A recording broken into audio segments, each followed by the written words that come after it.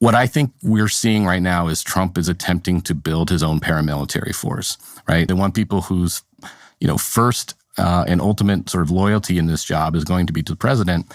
And, I'm a journalist, not a historian, but I'm a student of history. And there aren't very many countries in which the political head of the country assembled his own personal paramilitary force that was loyal only to him, where things turned out well.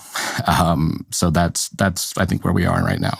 Let me try to take their perspective on this for a moment, at least a stated perspective. You talked about this as a manufactured crisis. DC's crime rates, we can talk about those in a minute. I agree that's manufactured, at least for the purposes of their takeover of DC. But Donald Trump ran for president in 2024, saying to the country that we have seen record illegal immigration into this country. That was true, actually. That America is buckling under the weight of all these illegal immigrants. That's arguable, not my view, but it's their view. And he promised the country mass deportations. And he said it aloud, and he said it clearly, and he said it repeatedly, and he won the election. And we're here talking about paramilitaries, but what they're doing is simply following through, in their view, on what the country voted for. Mass deportations are going to be ugly. They're difficult. They're violent. They require not just shutting down the border, but ejecting the people already here. That's going to require more ICE agents. It's going to require confrontations. But that this is not something outside the boundaries of what should happen after an election. This is exactly what they ran on. It is, and now they're just following through as they told us they would. Yeah, I think my response to that would be that we don't, we have the Bill of Rights for a reason. You can't vote away basic constitutional rights. They aren't subject to, the whims of a majority.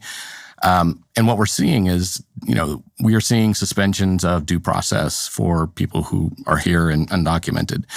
We're seeing people being arrested when they show up for their hearings, when they're abiding by the law, doing what they're supposed to be doing.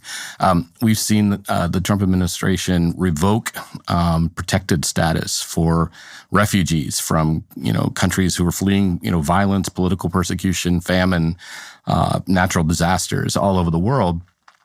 We're seeing the administration has revoked that protected status for them and is now detaining and moving to deport them. These are people who came here legally, who were invited here, in fact.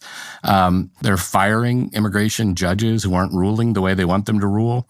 They are freely admitting that they're racially profiling. So I guess my bottom line is that the government is not allowed to start violating our basic constitutional rights just because people voted for that in an election or thought they were voting for that.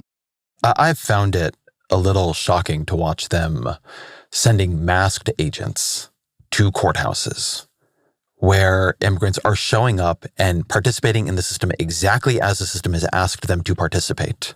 Right? These are clearly not people hiding. They are walking into the courthouse, even knowing that in recent weeks and recent months, people have been yanked out of courthouses. And they're being arrested before they